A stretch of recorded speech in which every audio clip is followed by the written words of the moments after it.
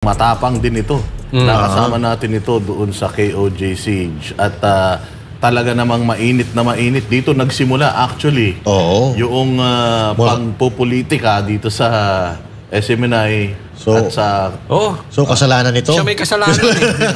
Ito ang unang-unang nagtanong. Ano nga ba yung mahiwagang tanong? Yan. Si Ka Eric Celis, ang third nominee sa Ipanaw Sambayanan Party List. At syempre, former intelligence officer, CPP, NPA, NDF, third nominee Ipanaw Sambayanan. Yun, magandang gabi, Ka Eric. Naku, miss na miss ka na ng mga netizens natin. Maraming salamat. Excited dito. Dada, thank you ha, Boss Dada. And Coach Oli, and of course kay Master Judea, kay Banat Bay, kay Jay, yung mga kasama sa Banateros, and sa SMNI family. Yung pamilya ko sa paglalahad ng katotohanan at tamang impormasyon sa kabutihan ng mamamayang Pilipino. Nagpapasalamat po tayo sa gabing ito na makasama ang Banateros para sa mga mahahalagang talakayan at mga paglilinaw sa mga usaping bayan na kailangan pong bigyan ng kaliwanagan. At kapag Banateros pong kasama mo, ay talagang pipili ka ng tindig para sa tama kasi ang kanilang slogan sa programang ito, kapag tama ay papalakpakan, kapag mali ay babanatan ng tama.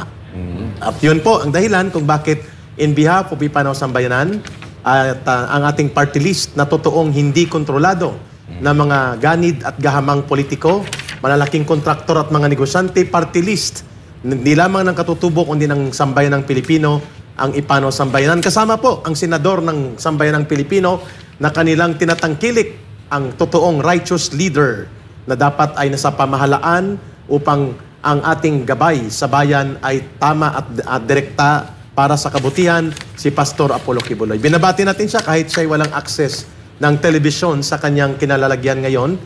Diyan sa Camp Crami, tayo po'y nakikipagkaisa sa kanyang pagpapalaot sa politika ng bansang Pilipinas upang ipakita ang modelo ng tinatawag na righteous leader. Samahan niyo po kami dito sa Banateros. Belated happy birthday nga pala kay Eric Celis. Ayan, belated happy birthday kay Eric, ha?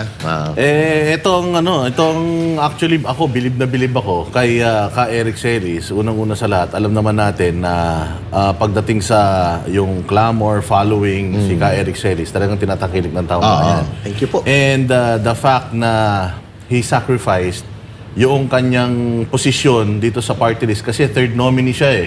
Dito mo talaga makikita na wala yan sa first nominee ka, second, third nominee ka. Importante, yung layunin eh. Kailangan iisa talaga tayo ng goal. Pakipaliwanag nga sa kanila, Ka Eric, papaanong ikaw yung napunta sa third seat? Okay. Bago po yung ibang mga medyo mainit-init na mga balitang talakayan na tatalakayin namin at ihimayin sa Banateros. Thank you for that question, Boss Dada, sa mga Banateros at sa ating mga kababayan. Noong 2022 po kasi, dalawang party list po ang tumakbo sabay upang labanan ang communist terrorism ng CPP, NPA, NDF. Pareho po itong sinuportahan nila Pastor Kibuloy at ng Kingdom of Jesus Christ at ng mga like-minded Filipinos na sumusuporta sa National Task Force to End Local Communist Armed Conflict. In a matter of 35 days campaign lang at walang pondo, hindi siya kilala, ang sambayanan po ay nakakuha ng 201,000 votes. Short only of 22,000 votes. Para nakakuha tayo ng one seat, ako po yung number 1 nominee doon. At kami po'y tumakbo kasama ang Ipanaw, ay Peace Ipanaw. Sila po'y nakakuha ng 230,000 votes. Kulang lang din sila ng mga 6,000 votes. Para, kung nag-merge po kami that time, laban sa mga party list ng CPP, NPA, and Boss Dada, Coach Oli, and Brother Master Judea, we could have taken one seat. Sapagkat 431,000 votes po ang nakuhang parehong sabay kung ibuo mo ang botong nakuha at ibinigay ng taong bayan sa party list ng Ipanaw at ng Sambayanan. At mayroon pa pong isang napakalaking balakid. Hindi po kami isinama sa raffle ng COMELEC dahil kami po ay dinisqualify. On the ground na may isang sentence lang na hindi naisama doon sa aming application. That we did not declare daw under attestation that Sambayanan was not foreign funded and is not a foreign organization. Yun lang. So we ran to the Supreme Court and sought And kami nag-request na mabigyan ng TRO. So we ran under a temporary restraining order na sinabi ng Supreme Court na let it be decided by the voters. Kaya nakatakbo kami. So ngayon, nakita natin ang epekto noon, Boss Dada, Coach Oli, and Master Judea. Ang pinaka-numero unong top-notcher ng party list ng Communist Party of the Philippines, New People's Army, at NDF, na bayan muna, lost in that election. Yes. At sila po ay nawalan ng 1.4 million votes. At yan ay napakalaking tulong sa ating mamamayan sapagkat ito po ang numero unong tagapagtakip at tagapagpondo ng CPP, NPA, NDF sa loob ng 21 years or close to 22 years. Natalo din po ang anak pawis. That is why wala ng anak pawis ngayon. Dalawa ito, puro ito, CPP, NPA, NDF created, CPP, NPA, NDF led and controlled na operators inside Congress. Ang naiwan, 3. Ito yung umaatake kay Pangulong Duterte, kay Vice President Sara Duterte, kay Pastor Kibuloy, sa SMNI, at sa National Task Force to End Local Communist Armed Conflict at sa amin. Itong Kabataan NPA Recruiter Party List, nila Raul Manuel, itong Gabriela NPA Lover Party List, at ito pong Alliance of Communist Teachers, kung saan ito po ang sumisira sa magandang naging performance ni Vice President Sara Duterte sa Department of Education. Ang tatlong ito ay survivors ng aming operations laban sa kanila, kami ng Ipanaw at ng Sambayanan.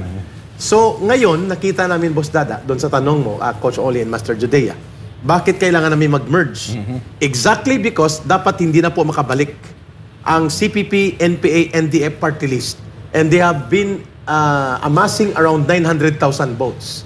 Kung makuha po namin ito sa Sambayanan, Ipanaw Sambayanan, at i-turn around ito ng mamamayan papunta sa atin, malaking bagay po na maputol kaagad natin ang terrorism financing. Yes, Ito dapat ang iniimbestigahan sa Kongreso, sa lower house, sa House of Representatives, at sa Senado kung bakit hindi natatapos ang CPP, NPA, NDF dahil may nagpupondo. At ang isang pundong pinanggagalingan po ay ang Kongreso. That's the reason na pumayag po ako kahit mag-number 3 ako, kasama si Ma'am Lorraine at si Attorney Busantog sapagkat ang party list na na-register ngayon sa COMELEC ay ang Ipanaw. Yun. So ang Sambayanan po ay hindi nakakuha ng favorable Supreme Court decision after the elections. Samantalang ang Ipanaw nakakuha. But there was a change of name in registration kaya Ipanaw Sambayanan. At tama po ang punto mo, Boss Dada. It is not about ka, Eric. It is not about Attorney Busantog or Dr. Lorin Badoy or any other nominees. It is about the mission. The mission is very clear. Ipagpapatuloy ang lubusang pagkawala at paglaban na ng totoo ng sambayanang Pilipino sa mapangwasak na mga party list ng CPP, NPA, NDF na ngayon po ay kasabwat sa loob ng Kongreso para manabutahe sa maruming laro ng politika sa ating bansa. At nagagamit sila para wasakin ang brand and legacy of leadership ni Pangulong Duterte at ni Inday Sara Duterte. Number 2, maliban sa pagtatapos ng CPP, NPA, NDF, maninindigan po tayo na ang mga pondo ng bayan, ang mga milyon-milyon na pondo at ang mga pangungurakot dyan sa pondo na yan, ipoprotect natin sa pamamagitan po ng transparent na paghayag ng pondo ng Kongreso, ng Senado at ng buong gobyerno at hindi po nagkakaroon ng mga insertions na kung si Senator Ping Lacson pa ay mga pork barrel na dinadaya, papasok sa pondo at ninanakaw ito ng mga gahaman na mga politiko gamit ang kanilang posisyon at koneksyon sa poder sa gobyerno. At ang pangatlo po ay magkaroon ng tunay na good governance. Exactly why we are happy that there is Pastor Apollo Kibuloy now joining into a righteous path, makatarungan at matuwid na landas ng politika sapagkat ang bitbit namin, kapareho kay Pastor Kibuloy, ay politika ng transformasyon, politika ng prinsipyo, at politika ng mabuting pamamahala. We are the only party list na hindi po pinupunduhan at kinokontrol ng mga lalaking pamilyang politiko na tradisyonal na may mga poder at kapangyarihan at pondo at kayamanan. Hindi kami kontrolado ng kontraktor. Kagaya ni Saldico, na ang kanyang pinakamalaking kontraktor siya, at the same time, party list niya, ako Bicol din, at ito din ang daluyan ng malaking pondo na pumapasok.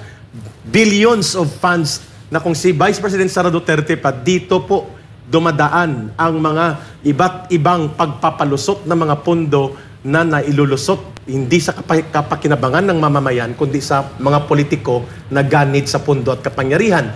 At ang panghuli po, ang Sambayanan Ipanaw Party List po lamang ang hindi lamang titindig sa CPP, NPA, NDF, kung hindi kami din po ay lalaban sa kriminalidad at pagiging bulok ng gobyerno. At kapag tayo po ay makakapasok dyan with Pastor Kibuloy, hopefully joining sa Senate at dito sa lower house ang Ipanaw Sambayanan, pipigilan natin at babaguhin na ang Kongreso ay ginagamit sa political operations. The oversight function of Congress should not be abused. The oversight functions of Congress should be to protect the interests and welfare of the people and will not promote dirty political operations. Kagaya na nakikita natin ngayon sa Quadcom nila, na ang sinisira nila ay ang mabuting brand and legacy of leadership ng mga Duterte.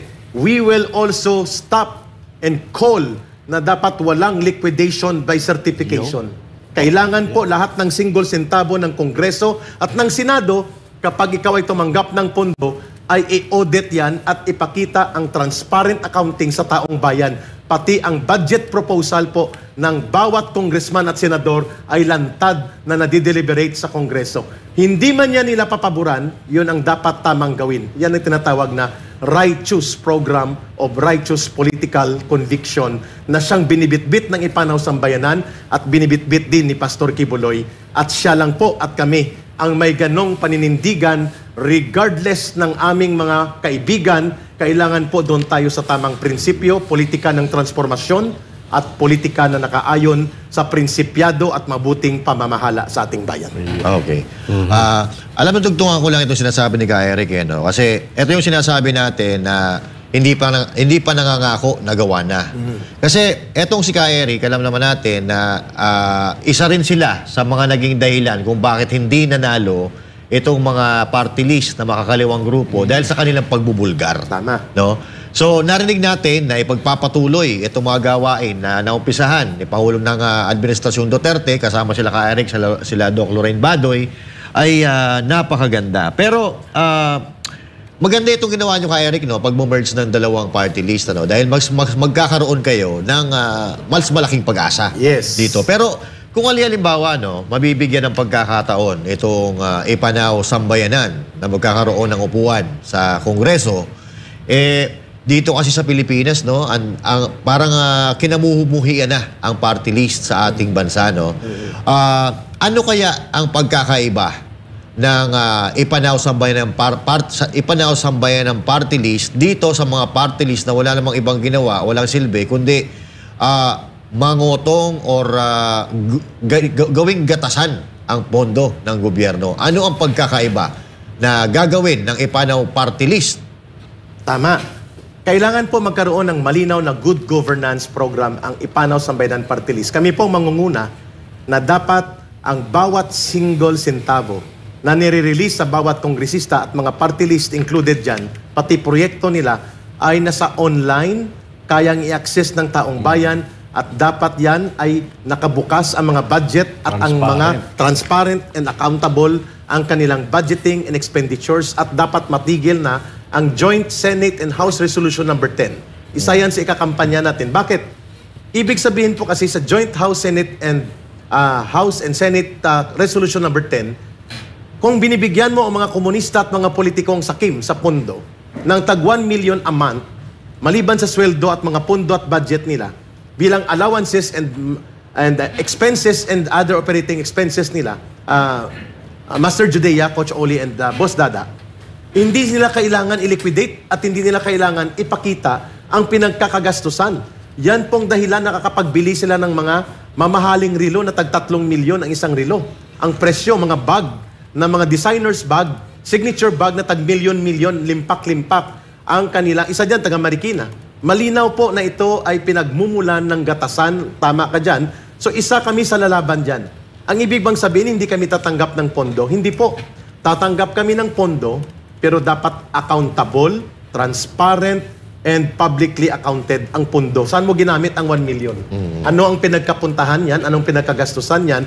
Because hindi namin pera yan. Yan pong isang crusade. Number 2, isusulong po namin na walang party list dapat na hindi susumpa sa COMELEC na lalabanan nila ang terorismo, ang CPP, NPA, NDF at lahat ng forma ng terorismo, communist terrorism at mga nagwawasak sa ating bayan bago sila maging kandidato sa pagkasenador o anumang posisyon including sa party list, there must be a COMELEC declaration na kapag hindi mo ginawa yan, automatic disqualified ang candidacy mo.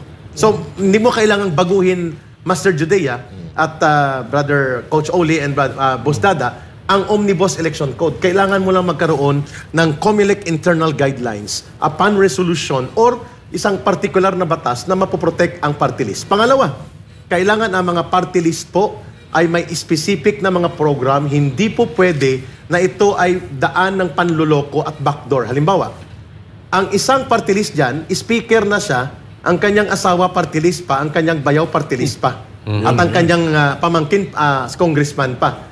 Ang isa dyan, marami dyan kontraktor na, at the same time ang kanyang pamangkin may party list pa, sa Bicol din ito. Sa Iloilo, ganun din yan, mga kontraktor malalaki. Pampanga, meron Pampanga, ganun din. At halos mga party list, may nagtatanong nga, anong party list itong representation na ang kanyang title ay bakit yung nagbudots na senador? Sabi ko, yan ang party list na nagre-represent ng mga herbularyo, mga mangkukulam at mga mambabarang. Kasi yun ang pangalan niya. Ibig sabihin po, there must be a categorical declaration na kung ano ang sakop ng party list. At hindi po tayo papayag na ang party list ay maging pugad ng mga politiko bilang backdoor extension ng kanilang political power. This may not be popular, but this is the correct thing to do. I-reform dapat ang party list law. Number 2, ang mga malalaki at mga negosyante, kontraktor at politikong may poder at kapangyarihan at malalaking negosyo, dapat sila ay hindi direktang kasama doon sa party list representation. Number 3, kailangan po ang mga party list, hindi rin siya daan para pasukan ng mga infiltrators sa gobyerno. There are a lot of things to do about the party list law. Kasi nakalagay lang sa batas natin, Master Judea, ay sectoral representation 20%. Hindi naman sinabi doon na dapat sa party list election manggagaling yan. So, i-review dapat ito upang hindi ito maging daan for backdoor extension of political power at magiging gatasan ng malalaking pamilya at negosyante at politiko at ng mga komunista. Isa po yan sa itutulak natin. At ang pangatlo at panghuli na nakikita ko dyan ay ang boses ng mga katutubo. And I think yan po ang totoong representation. At tumutugma po ito sa naging deklarasyon ni Pastor Kibuloy na siya po ang magre-represent ng good governance agenda sa Senado. At kapag nagkataon na ito po'y naranasan ng mamamayan na pwede palang magkaroon ng righteous leader at magkaroon ng righteous governance, ito po, Master Judea, Coach Oli, and Boss Dada, ay hindi malayong mangyari. So sa tinatanong nyo sa akin ngayon, ito ba ay doable? Yes. Pero ito ba ay passable? Yun po ay impossible. Pero ito ba ay dapat gawin? Dapat gawin. Correct. Magaling ano? Nagustuhan ko yung sinabi mo na yung manunumpa ka, bago ka tumakbo, manunumpa ka para nalalabanan mo ang terorismo. Yes. Yung armadong pakikibaka, yung terorismo at i-specify. CPP, NPA, NDF, Abu Sayyaf, Ansar al-Khalifa, all those declared. Lahat ng mga... At kung hindi ka pipirma, you are not qualified to run. Dapat ganun. Kasi gobyerno tayo Kalaban natin ang mga rebelde. At diba? may gustong pabagsakin ng gobyerno. Pero sa tingin mo... Konektado yung gusto kong itanong sa'yo. Kasi ito, sinasabi mo yung mga pang-abuso, regularities na nangyayari, paggamit sa party list, para sa pansariling political na agenda. Sabi mo nga, kamag-anak, hindi makapaglaban sa isang distrito, so ang ginagawa, bumibili ng mga party list. Yes. Tapos sila yung mga tumatakbo, mga representante nun. Sabi mo, aayusin natin yun. Pipilitan natin pag-aralan yun. Kaya lang, yung mga Pilipino, dahil nga dyan sa issue na yan, ang gusto nga nila, i-abolish na yung party list system. Ikaw ba, Ka Eric, sa tingin mo, dapat bang i-abolish na yan? Or, kasi parang kung i-abolish mo yan, yung corruption in total, mawawala. Ang posisyon ko personally, at I think ito din ang posisyon ng Ipano Sambayanan, i-reform. Kasi nasa batas siya that there will be sectoral representatives, 20% of the members of House of Representatives. So, nasa konstitusyon. may enabling law siya. Ang irereforma natin ang enabling law. Because the spirit of the law in the Constitution is very clear. Ang mga marginalized sectors na hindi kayang tumakbo sa regular, highly funded, high-profile campaign na napakagastos ay magkakaroon ng representasyon sa isang party list, sa isang sectoral representation. Ano po yon? Kababaihan, kabataan, katutubo, magsasaka, Teachers. manggagawa, yung kasama sa teachers, manggagawa, and then mga mangingisda, mga marginalized o mga walang boses at mga nasalaylayan ng lipunan at mga nasa mahihirap na sektor ng lipunan. Yun po ang spirit ng konstitusyon. Ito po ay binastos, ito po ay inikutan. Sa enabling law, naikutan siya. At ang Supreme Court ay guilty dyan. Sapagkat dati, ang unang pagtakbo, sectoral representation, 3 or 4 na beses yan binaliktad ng Supreme Court para kahit ang hindi security guard, pwedeng tumakbo na mag-represent ng security guard, naging congressman siya. Anak siya ng dating presidente. Doon nagsimula ang mga pangbabalahura sa party list enabling law. So ang sagot ko sa tanong ni Boss Dada, reform. Mahirap gawin sapagkat matatamaan natin ang interes ng mga politiko, negosyante, kontraktor, at mga gahaman at ganid sa poder na gusto nila 3-4 ang congressman nila. May gobernador, may mayor pa sila. Subalit, hindi man yan maipasa kaagad, mamumulat natin ang mamamayan kung anong tama.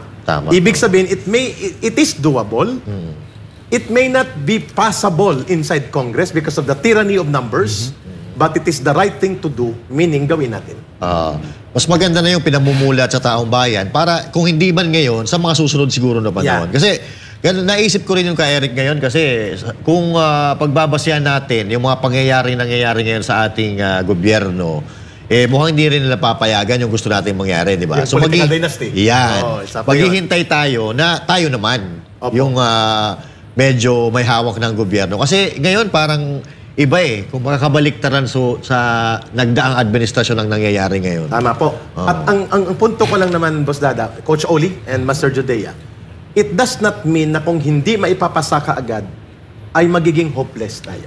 Ang ina-address ng aming legislative measures, sapagkat kongreso po ito, ay ang pagmumulat sa taong bayan.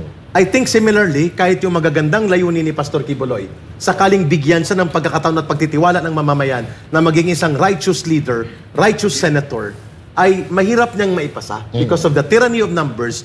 But kapag ito po ay na-discuss in public discourse, inaangat natin at minumulat ang mamamayan. And they become politically mature to understand policies and programs. Sila na maglalabi niyan. Correct. Yung taong bayan na mismo ang magpupush ng isang bagay kung alam nila na ito ay makakatulong sa atin at sa sambayan ng Pilipinas. Halimbawa lang, Coach Oli, Master Judea and Boss Dada, yung billions of funds na walang accounting na ibinulgar ni Pangulong Duterte. Travel fund, MOOE, certification lang. Bawal po yun.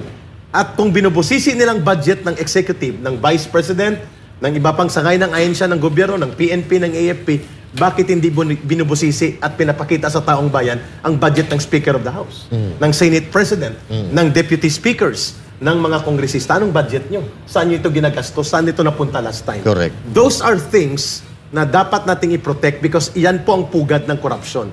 Ibig ko pong sabihin, mga kababayan, dito sa aming kasama ko sa mga banateros, ito po ang kaibahan ng ipanaw sambayanan.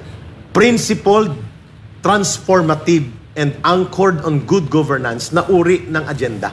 It may not be successful, but it does not mean it is shooting star. Yes. Na ang pinupuntarya namin ay moon and stars. No. Alam namin na may tyranny of numbers, may lobbying, may mga masasagasaan, may mababangga ka, there will be compromises, but on the principle of the correctness of righteous and principled good governance, kailangan nating igiit ang tama. Yan pong hindi ginawa ng CPP, NPA, NDF. Bakit? Ang pinakamalaki pong nakikinabang ngayon para punduhan ng NPA at pikit mata ang gobyerno at hindi sila hinahabol ay ang CPP, NPA party list na 3 na naiwan that they should not be given any extension of their seat in Congress sapagkat bilyones na pondo na ang kinuha nila para ipundo sa terorismo nila. At mayroon pa silang kapal ng apog na magpatakbo ng 11 or 12 senatorial candidates. At ito po ang dahilan kung bakit nag-guest kami sa Banateros. Ito naman, Ka Eric, bago natin pag-usapan yung bago mong may bago kang demanda, no? So, bago natin pag-usapan yan, meron muna akong itatanong at ito'y lagi kong tanong sa mga kandidato na nagiging guest namin. Sige. Boss Dada, pakisilip nga kung ano yung relo niya. Pati nga kung anong relos ni Ka Eric. Rolex ata. Hindi. Ito ay regalo ng wife ko. 8 years ago pa. Giox. Giox. Ito po ay hinulugan. Yung nagregalong wife mo, siya pa rin wife mo ngayon. Siya pa rin. Siya pa rin. Isa lang yun, Coach Oli. birthday gift po ito sa akin. Ano ang tanong mo sa divorce kay Atty. Jimmy nung nakaraan eh. Hindi kasi alam mo, lagi natin, importante pinag-uusapan natin yung pondo-pondo di ba? Tama ka. Bago manalo, ang relo ganito, tapos pagkatapos, ako wala relo. Maganda yun, Coach Oli, sapagkat dito sa SMNI sa Banateros, sakali man po na kami po ay palarin sa inyong pagtitiwala at pagtutulong, isa po yan sa dapat naming gawin. Every year, or every semester, 6 months, nire-review po ang aming salin. Ang aming worth, yung aming wealth, kung may wealth man kami, at net worth, correct. Sapagkat yan po ay tungkulin namin sa taong bayan. Correct. Gawin man yan o hindi ng mga kasamahan namin, wala kaming pakialam, hindi nakatali doon. Yan po ay mandato at obligasyon ng bawat public official na mamuhay ng simple at payak. At nakalimutan ni tanong ni Coach Oli. Maliban sa relo, dapat tinanong niya kung anong sapatos Yun, ni Ka Eric. Highlander si Ka Eric. Highlander. Sinelas mo ako. Nakatinelas po. Susunod ko pa lang sanang itatanong kung ikaw ba'y bumibili ng mamahalin sapatos. Pero Ka Eric, maganda yung sinabi mo halimbawa naman, nanalo kayo pero isang seat lang yung nakuha ninyo. At nakita mo, itong inyong representative ay Bago relo. Nagbabago, biglang nagkakarilo. Tapos biglang may mga dealings na hindi kayo in-inform. Which is possible to happen. Oo, which is very possible. Oo, Kasi tao lang lahat naman naman yan kami. magaganda ang hangarin, pero pag nandoon na minsan, Nag-iiba. gusto nilang baguhin yung sistema, pero sila binabago ng Ng sistema. Yun Agree ang ako problema. Ikaw ba ay willing na batikusin kahit kasama mo? Yes, tama po. Sapagkat ang aming loyalty at mandato ay hindi nanggagaling sa aming kasama. Nanggagaling yan pangunahin sa mamamayan. Okay. So, ibig sabihin po, magkakaroon kami ng internal na pagpupunahan. Criticism. Kapag hindi po na-address yan, at kapag yan po ay nagkaroon ng iskandalo, kailangan po kami mismong manguna na mag-address. Okay. Agree ako kay Boss Dada. The house cleaning and the advocacy for good governance, especially against corruption and abuse of power and funds, should start within your organization. Agree ako. Tama. Eto Ka Eric, halimbawa manalo ka, kasi maraming ganyan Habang kumakandidato, tatapang. Di ba? Lahat binubusisi. Pag upo, marami alam mo yan. Pag upo, tahimik, katulad ngayon. Tahimik, tapos sunod lang na sunod. Parang iisa lang ang boss nila. Agree. Makakaasa ba ang taong bayan na yung tapang mong yan, hanggang manalo, hanggang matapos yung termino mo? Opo. At kapag hindi ko po nagawa yan, dito mismo sa interview na ito, tandaan niyo po, October 17, 2024. If I failed, and if I ever na-involve ako sa iskandalo at naging cover-up ako sa mga katiwalian, o ako po'y naging kaparte at kasabwat sa katiwalian o pagtatakip sa mga maling gawain sa gobyerno, kahit nasa kongreso kami, at hindi ko nagawa yung mandato na yan, dapat mag-resign ako. Ayun. Ito, Yun ang follow-up dapat lang. gawin. Follow-up question bago ko ipasa. Kasi maraming sigaw ng taong bayan, bagamat gawin man or hindi gawin ng ibang kandidato, ang sigaw kasi ng taong bayan, drug test Hanggang ngayon. Pwede. Ikaw ba, ang Ka Eric, ay willing magpa-drug test, nasa batas man o wala sa batas, gawin man ng iba o hindi gawin ng iba, ikaw ba ay magpapa-drug test? Opo. At dapat po yan ay publicly declared anong result ng drug test. At dapat po yan ay gawin sa lahat ng kandidato at lahat ng public official at susuportahan namin ang hindi maipasa na pending bill na isinabmit ni Congressman Pulong Duterte. The intention, regardless kung si Pulong Duterte yan, is very timely and very important. Correct. So, susuportahan namin yon. So, dapat po sa drug test, sa candidacy, at bago mag-take ng oath, sa lahat ng mga nanalo, may drug test pa rin. Yan. At kapag nagpositibo, automatic Bitaw na. out. Hindi siya dapat makaupo. At dapat pa-resignin siya ng kanyang partido o ng kanyang organisasyon, and it should be transparently done mandatorily. Dapat. Iwan ko kung sinong gagawa niyan kasi may pondo yan eh. Pero pwede namang gawin kung standard drug test siguro, Bustada and Coach Oli and Master Judea, baka mga nasa 1,000 to 2,000 lang naman yan. Kaya yan sa personal na. Kami na bahala. Kami na bahala. I mean, sa ibang mga kandidato ba? Sa mga kandidato. Hindi kami na rin Hair bahala. follicle na yun. Hair follicle, mahal siya. Paano kung, halimbawa, ano? Yun, ang problema sa hair follicle. Wala tayong buhok. So sa ibang bahagi na Hindi, sa nails daw pwede. Nails. nails. But anyway, maganda yung mga sinabi ni Ka Eric at aasahan natin yan. Ito, October 17, 2024. Recorded to, no? At aabangan natin yan, Ka Eric, ha? Sisingilin Babantayan niyo po namin kami. kayo. Sisingilin niyo po ako kahit saan man po kami mapunta kapag nandun po kami and we failed to deliver on the principled and transformative governance at naging kasabwat kami, tumahimik kami sa mga katiwalian at worst, naging kasabwat at tagapagtakip kami dahil nakikinabang kami. I-call out niyo po at automatic resignation po. Ayan. Maganda. Ka, Eric, sa mga hearing na kinakandak ng Congress, ano naman po yung norms na babaguhin ninyo? Magandang punto ang binanggit ni Boss Dada. Naging biktima ka niyan eh. Opo. At ganun din po si Attorney Harry Roque, ang asawa niya. At marami pa. Kaya napilitan niyan si Garma na maging kwan eh. Isalba ang sarili niya at i-force siya na gumawa ng isang deklarasyon upang magdiin ng mga target sa political persecution, who is Rodrigo Duterte and the Duterte allies. Malinaw naman yun eh, kung anong nangyari doon. Sa tanong ni Boss Dada, mga kababayan, the oversight function of Congress does not warrant abuse and being part of persecution and dirty political games. Yun pong pinanindigan ni Congressman Marcoleta.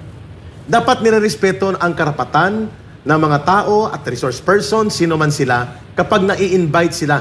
Even in court, the rights of accused are being protected by the court in a proceeding of formal trial. Iyan, hindi naman po yan korte.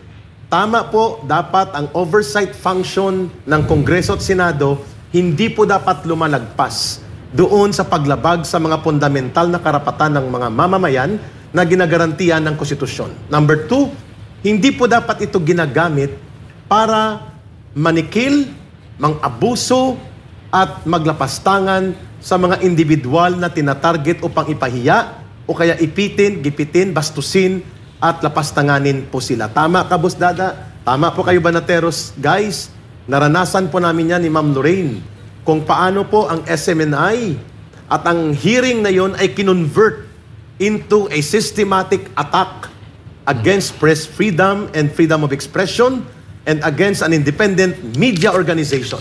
At kung paano ginamit ni Hontiveros ang kanyang oversight function upang mag-persecute at mangbastos at mag-prejudge at magkaroon ng isang operation para wasakin ang pagkatao ng mga religious leaders to the point na binayolate na ang separation of state and power at ang religious freedom, hindi na kinilala.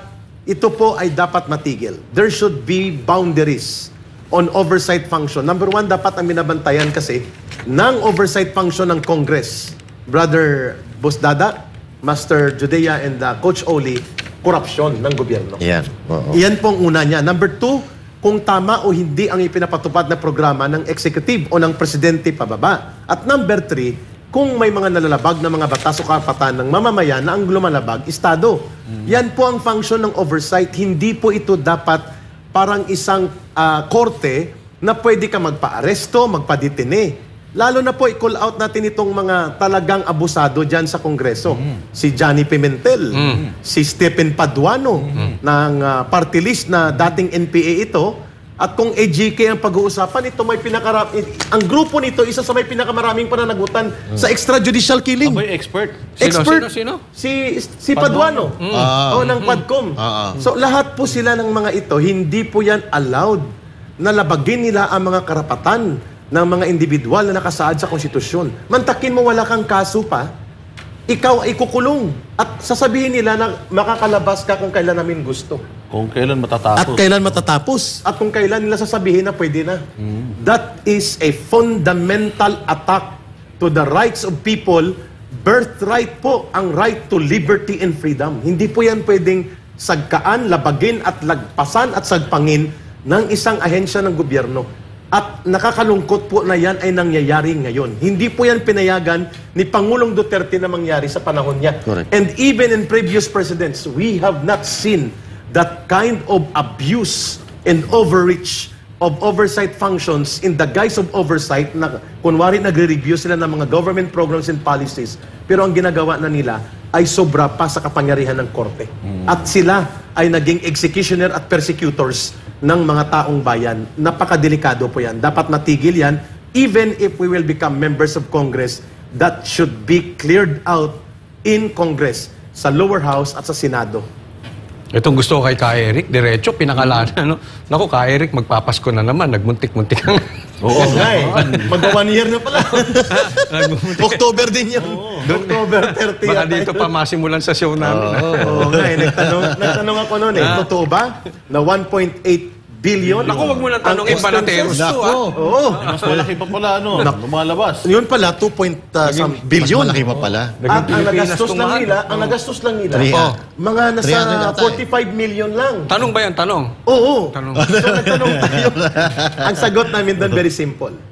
Ang Banateros, si Ka Eric, or sino man na journalist, sila po ay may karapatang magtanong, tama o mali ang datos. Correct. Sapagkat ang pagtatanong ay karapatan ng mamamayan. Kung mali ang datos, di i-correct nyo. Hindi natatanggalan nyo ng franchise, buti hindi sumamang Senado, o ipapahiya nyo at gigipitin nyo at lalabagin ang mga karapatan sa malayang pamamayan. Pangalawa, the source of any journalist, vlogger man yan, o regular journalist, covered po yan. In-expand yan ni Pangulong Duterte. The source cannot be revealed unless there is national security to it. Unless baguhin nyo ang SOTO law. The SOTO law is the law na inisponsor ng lolo ni Senator Tito Soto. Yes, At sir. yan po ay in-expand ni Pangulong Duterte. Expanded yan. Even vloggers have the right to invoke SOTO law. Ibig sabihin po, hindi pwede na ang mga nagbibigay ng impormasyon sa mga journalist, mamamahayag, or mga purveyors of information will be harassed and intimidated unless there is clear determination by the court na yan po ay may national security value. Pwede po yun. Congress should not act above the law. Tsaka paalala natin, ha? Yung hindi sila dapat balat sibuyas. Isa pa yun. Tama ka dun. Sapagkat sa Supreme Court ng United States at sa Supreme Court ng Pilipinas, ang doktrina yan ay Bustos Doctrine. Ayan po ay isang doktrina na ang public officials, it comes with the territory nila na sila'y bukas sa pagpupuna at komentaryo ng mamamayan. At yan po, kung ayaw mo, umalis ka dyan sa pagiging public official because ang tagabantay ng demokrasya at pundasyon ng Republican government at Republican democracy ay ang participatory governance na ang taong bayan pwedeng pumuna, pwedeng magtanong at pwedeng magkaroon ng kanilang opinion. Kaya tama yung sinabi ni Attorney Jimmy Bondoc, doon nakausap natin siya nakaraan. Who's gonna police the police? Malaking Sino problema. ang magsisita sa Congress at Senate kasi lumalabas parang sobrang makapangyarihan nila. Ang Vice President at ang Presidente, pati ang Supreme Court, impeachable. Yeah. Pero sila, hindi. So, Yun ang problem. Gray area yun sa konstitusyon. Although the President is the primus inter pares, meaning first among equals, but in terms of oversight, kaya siyang pangibabawan. Oo. At ipa-impeach ng Kongreso. Alam niyo na kung bakit si Martin Romualdez ang Speaker of the House. Correct. Because the impeachment complaint, before it comes into trial in the Senate, will Nadaan come mo sa House of Representatives. Haharangin na muna siya. Doon palang harangin na nila. Kaya tama yung punto na yun, ha? Papabor ka ba na magkaroon ng dapat gumawa kayo ng batas para magkaroon ng isang independent na departamento na magpupulis sa mga congressman at saka senador na hindi dapat ina-appoint ng presidente, dapat ini-elect din. Ng tao. Ng tao. Ginagamit yan sa Europe. Correct. Sa European political system, pati pong bidding, hindi yan exclusive sa government. Ang mga public biddings and public works, nakikialam ang private sector. As third party, oversee.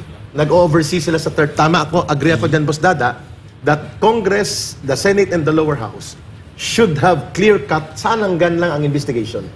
Ano po ang hangganan ng contempt power? Itong si Paduano, panayang contempt dito eh. O dapat tinahambalos ito ng kanyang pananagutan doon sa panahon na nasa RPA ABB ito at nang nasa NPA siya. So kailangan po yan maklip at kailangan po mapigilan yan.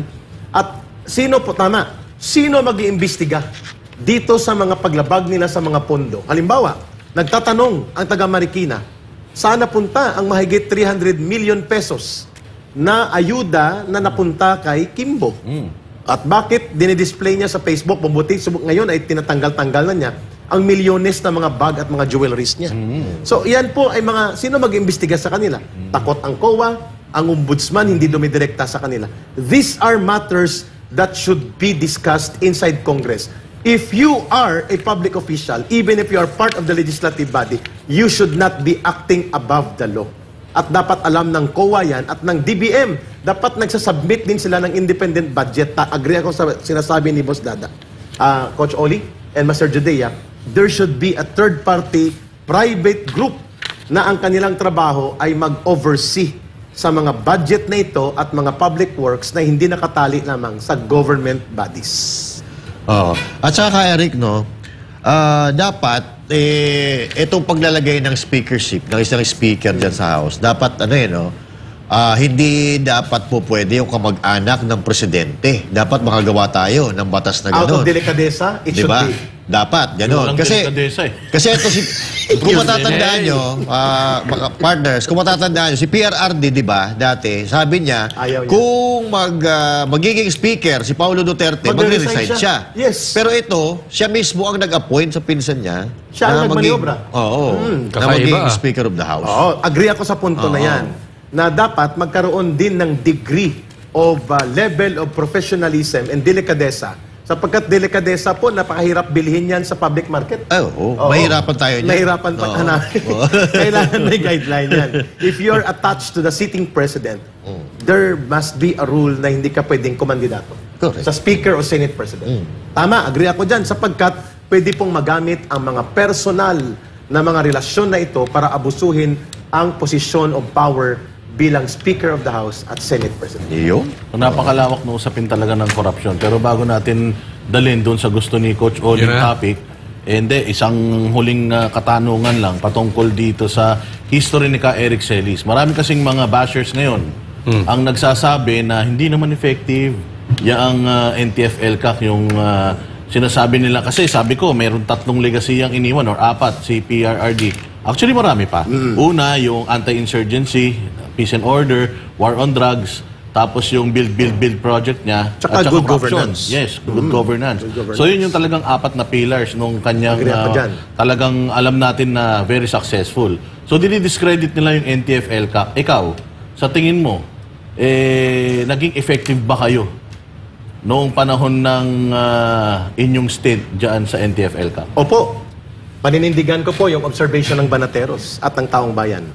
Nang pumasok si Pangulong Duterte, Mindanao lang sa Southern Mindanao, Region 11 ito, ang guerrilla front dyan ay umaabot ng 16. Ang NPA dyan, as of 2017, January na nasa Eastern Mindanao Command ako as consultant nila. Nakikita ko ang report.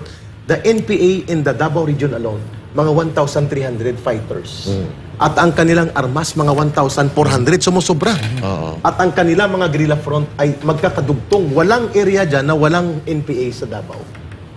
Sa Northeastern Mindanao, mayroon silang mga humigit kumulang ay mga aabot siguro sa mga 800 NPA to 900. Ito yung mga Caraga region. Then Bukidnon, Misamis, na mga area, mga 700 ang mga NPA. So sa Mindanao lang, dito lang na area, hindi pa kasamang Zamboanga at ang Cotabato, umaabot na sa mga 5,000 ang NPA. Ay, grabe, no? Sa 2017, data mismo ng security sector yan. Pag-implement ng NTF-ELCAC 2018. Ngayon, ni isang NPA guerrilla front sa Davao, wala. So, ibig Saka sabihin, yung sinasabi mo kanina, yung ano, MJ, naubos ang mga party list na mga kaliwa. ay, oo. So, Dalawang party list ang nawagtang. Oh, yun ang, doon magpapakita talaga na very effective. yes, at ang recruitment nila, noong 2015, bago pumasok si Pangulong Duterte, they are able to recruit more than 10,000 students into front organizations At mahigit mga 500 to 700 ang nag-NPA noon, na kabataan, nag-exposure, mga 300 ang nare-retain sa NPA. Taon-taon. At yan ay dokumentado. Nang pumasok ang NTF-ELCAC na sinasabi ng CPP, NPA, NDF na nang-red tag, ini-expose ang kanilang mukha, ang kanilang operation, ang kanilang doktrina, ang kanilang modus operandi, ang kanilang recruitment by the first 2 years ng NTF-ELCAC nag-drop by 70%. Malaki yun. Ito kay Eric, may bali-balita ngayon na tuloy-tuloy na naman daw ang rekrutan sa mga schools. Yun ang nakakabahala. At Totoo kagabi ba? lang nakatanggap ako ng message sa UP Los Baños at sa UP Diliman at sa Polytechnic University of the Philippines, muli pong nanumbalik ang mga organizers. Nabubuhayan na. Naku po. Nabubuhayan. Through the party list na pinupunduhan ng Kabataan Party ang kanilang mga movement. At may mga organizers sila. Meaning to say, Coach Oli, Master Judea and Boss Dada, there were around in the Philippines mga 92 guerrilla front. Pag sinabing guerrilla front, provinces and barangays ang sakop niyan. Out of 92, nang bumaba si Pangulong Duterte, ang naiwan lang, I think ang na-clear na mga 88 or 89, ang naiwan mga 3 or 4 lang. Wala na sana. At ngayon, paubos na ito. Ubos na. Oo, pagbaba niya noong 2022, 2 years ago. At ang NPA na mga almost 10,000, nang bumaba si Pangulong Duterte, NPA armed regulars to Hindi pa kasama ang mga local militia, yung para mga kafgo ng NPA sa baryo. Mga poste-poste Yung mga tawag. poste nila at mga underground organizations. Mahigit kumulang po ay 90% ng NPA nag-surrender, namatay o na-neutralize. At ang kanila mga underground mass organizations, mga 90% na wala. At ang recruitment bumagsak by 90%. Ibig sa at ang party list nawalan sila ng mahigit 2 milyong boto dahil sa pag-i-expose sa kanila. Lalo na po sa recruitment sa schools at universities. At ang kanilang mga labor infiltration at iba't ibang mga pag-infiltrate sa sektor na apektuhan ng lubusan. Kaya nila kami kinasuhan Sa NTF-ELCAC, ang kinasuhan na lang nila at pinupurso ako. Si Ka Eric at si Ma'am Lorraine. At ang SMNI talagang ayaw nilang manumbalik ang puwersa ng laban kasama ang bayan na binuo ni Pastor Kibuloy. By the way, hindi po yun solo na achievement ni Pangulong Duterte at ng government lamang through NTF-ELCAC. Pastor Kibuloy and SMNI and Kingdom of Jesus Christ are the only entities, palakpakan po natin yan, at sasaluduhan ko yan, paninindigan ko yan, sila po ang lumaban sa CPP, NPA, NDF, the only program na nakilala si Ka Eric at nagkaroon ng pagyakap ang mamamayan, dito nagsimula ang laban kasama ang bayan. Pinondohan ni Pastor, binuo niya, the title, ginastusan. Ang estimate ko, mga 1.5 to 2 billion 2 pesos billion. in 4 years. So yung ibang mga mga nakadikit sa Pangulo, kumikita, yung nakadikit sa Pangulo na si Pastor Kibuloy, gumastos. Gumastos. Gumastos, correct. Sapagkat si Pastor never asked at ang SMNI or ang KOGC, they never solicited a single centavo from the government. Tsaka hindi humingi ng pabor kay Eric. Yes, hindi siya humingi ng posisyon o maglagay ng tao. Walang kapalit no? Wala. Walang At kapalit. ang malala pa dito, mga kababayan, sa panahon na si Pastor na ang inatake at ang SMNI, wala nang naiwan para manindigan sa kanila maliban sa kay Pangulong Duterte at kay Sara Duterte. Yan din pong dahilan kung bakit kami tumindig kay Sara Duterte. At tumindig kami kay Pangulong Duterte even at the crisis of political situation right now because of that. At kami tumindig kay Pastor. Sapagkat naipakita nila tama si Master Judea sa sinabi niya, Coach Oli and Boss Dada, hindi pa nakapwesto na ipakita na sa gawa ang kanyang ang paninindigan. That is the reason naging successful po ang NTF-ELCAC because of information war provided for free for the last 4 years, close to 5 years dito sa SMNI at ang programang Laban Kasamang Bayan, si Pastor kung Kasi bumuo niyan. grabe gumastos ang gobyerno natin sa Intel. Sa Intel. Pero ito free Intel. At hindi nila kayang gawin ng SMNI at ni Pastor. Bakit? Because there are limitations kapag nasa gobyerno ka. Pwede kang kasuhan sa human rights, kasuhan ka sa ombudsman. So ang mga military officers, ang mga police officers, hindi basta-basta makapag-expose. Correct. Pero dito kay Pastor, dahil pribado sila, pribado kami, we were able to do that. With resources.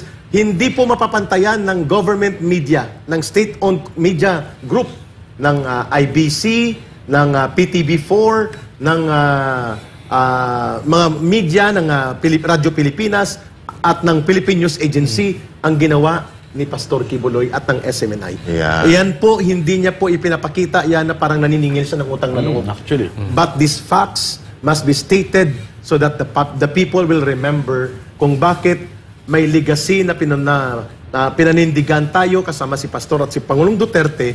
And that's the reason na tumindig kami kay Bongbong Marcos Jr. Because in 2021, before tumakbo si Bongbong Marcos, ano ang sabi niya? Pagpapatuloy. Pagpapatuloy ko ang mga mabuting ginawa ni former President Duterte at ng kanyang gobyerno, including ang TFL-CAC, dahil sabi niya, why would you change something that delivers results Correct. and are successful? So, ibig sabihin, unity, pero ang totoong pinanindigan ng mamamayan at kinilala siya doon sa continuity promise. Yun pong dahilan kung bakit kami na galit sa tatay niya noon at naging recruitment propaganda sa amin ang martial law sa panahon ng tatay niya, nanindigan kami. Biglang sumuporta kayo So, sa kanya. dahil doon sa promise of continuity. So ano naramdaman mo? Biglang nag-pistoks. Ngayon, magpipistoks daw eh. Meron daw eh. We are very frustrated.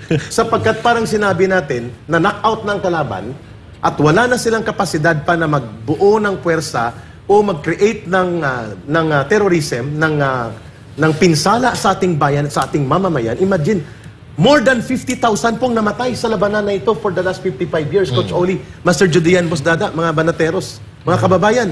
30,000 po dyan, mga sibilyan, mga 20,000 pulis at sundalo. And then, patapos na, all of a sudden, may mga tao sa paligid ng current administration na magbebenta ng pistoks. Iyon. Na ang layunin ng pistoks ay para makarecover, makapag-regroup, at muli sila, strategize, at mapunduhan sila muli. Nakakatakot yan, Gary. Nakakatakot siya. That's why we are not against peace, but we are against a bogus pistoks. Magkaiba yun, ha? Para kami sa kapayapaan, pero hindi kami sa bogus na usapang pangkapayapaan. Kaya nga ang daming nandidismaya ngayon eh. Kahit yung mga Kali survey, di ba, na napapanood natin, gustong-gusto na nilang bumalik si Pangulong Duterte. Kasi ngayon parang nalalagay sa alanganin na naman ang kaligtasan ng mga Pilipino at kaligtasan ng ating bansa. Kasi hindi lang terorismo ang pwedeng manumbalik ng CPP, NPA, NDF at recruitment ng kabataan na wawala ng bukas at buhay dahil sa mapanirang recruitment ng CPP, NPA, NDF at ang ating lipunan na winasak nila. Pati po ang kinabukasan dahil sa droga at sa kriminalidad. Correct. Hindi po yan matatawaran. Rodrigo Duterte and his government, they were never perfect. There can never be a perfect government. But more than those imperfections, yung kahinaan at kakulangan o mga ilang pagmalabis noon, overall, i-rate mo siya between the rate. Kami sa komunista, may tinatawag kami noon na 70-30. Kapag 70% good and positive results, may 30% na negative, overall, success yan. Nanalo ka pa rin. Kay Duterte, siguro mga 15% lang yung mga may dapat kinisin doon. 85% of the anti-drug war na inilunsad ni Pangulong Duterte was timely. Pero nakita mo, necessary. ginagabang, ano? At ngayon, siya na lang naiiwan. At mabuti si Congressman Richard Gomez nagsalita, si Senator Bato nagsalita na rin, at kahit paano si Senator Bongo, narinig na rin natin. Walang nagsasalita sa pakinabang na idinulot po ng ganong drug war na hindi nagawa for the last 100 years sa Pilipinas. Dito, Eric, eh, no? Yung iba, wala, nagsibaliktaran na katulad ng barbers, no? Pangalan Puring-puri niya natin si Pangulong Pumapalakpak pa sa tuwing may sonap, tayo ba sila, standing ovation pa sila, sa tuwing dinidiscuss yung war on drugs. Pero ngayon, nasa na, binabanatan nila ngayon yung war on drugs na pinapalakpakan nila dati. At ang mga nagpapabagsak sa gobyerno, kasama nila. Yun ang pinupunduhan problema. pa. Yun ang problema. Yan pong rason kung bakit tumakbo ang Ipanaw Sambayanan. And I think that's the reason why righteous leaders like Pastor Kibuloy, beyond religious responsibility, he takes upon himself to become a symbol and of inspiration of a righteous leader that can be in government not for power, but for redirecting and transforming our entire country. Kaya sa nagustuhan ko kay Eric na sinabi ni PRD, hindi ko makalimutan yun eh, na hindi niya sinasabing siya yung pinakamagaling na presidente, pero he wants to go out as the president who, kumbaga, did everything he can. At ginawa niya yon at the expense na siya ay babalikan. Security-wise, and at the same time, political-wise. Nagsakripisyo eh. Nagsakripisyo siya. Hindi po kami mga hindi po kami mga kulto ni Pangulong Duterte.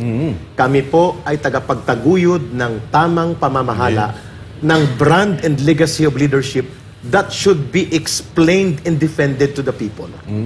At hindi rin po kami mga solid, all-out critic ng gobyernong ito.